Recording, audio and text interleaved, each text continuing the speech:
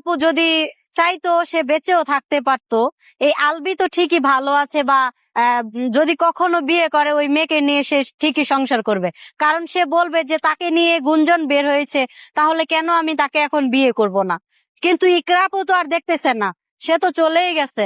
আমার কাছে মনে হয় যে তার হাজবেন্ড যেরকম করছে তারও এরকম করার দরকার ছিল, তাহলেই সে শিক্ষা পাইতো যে দেখ এখন কিরকম লাগে। ইকরা আপু অবশ্যই এটা খারাপ করছে, আমার কাছে খারাপ লাগছে। হাজবেন্ড পরকীয়া করার কারণে যে স্ত্রীর যে আসলে সুইসাইড করলো, সুইসাইড করাটা কি আসলে ঠিক?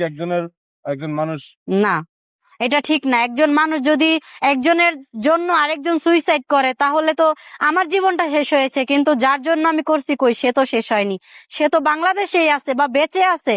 সে কখনো না বা কোনোদিনই হোক অন্য কোনো কাউকে বিয়ে করবে, কিন্তু এই যে চলে যায় ছেলে হোক বা মেয়ে হোক তার কি হবে? তো ইকরাপও এখন চলে গেছে, তার মা বাবা তার জন্য কষ্ট পাবে, তার ভাই বোন। কিন্তু আলবির কি হবে? আলবি তো আরেকটা বিয়ে করে মজা মাস্তিতে সংসার করে যাবে, আবার আরেকটা জন্ম দিয়ে নিবে বাচ্চা, কিন্তু এই বাচ্চাটার ভবিষ্যৎ কি? অভিনয় জগৎটা কি আসলে এইভাবেই পরকীয়া করে, একজন আরেকজনকে? এখন তো এরকমই মনে হইতেছে, কারণ মিডিয়াতে যেহেতু এখন কাজ করি, আমার কাছে বেশিরভাগ এরকমই লাগতেছে একজন আরেকজনের হাজবেন্ড নিয়ে যায়, একজন আরেকজনের ওয়াইফ নিয়ে যায়। আসলে কেন? আমার তো ওয়াইফ আছে বা আমার তো হাজবেন্ড আছে, থাকা সত্ত্বেও কেন আমার অন্যজনের দিকে নজর দিতে হবে? আমার তো সংসার আছে, এরকম তো না যে না আমি সিঙ্গেল, আমি আরেকজনের নিয়ে নেই।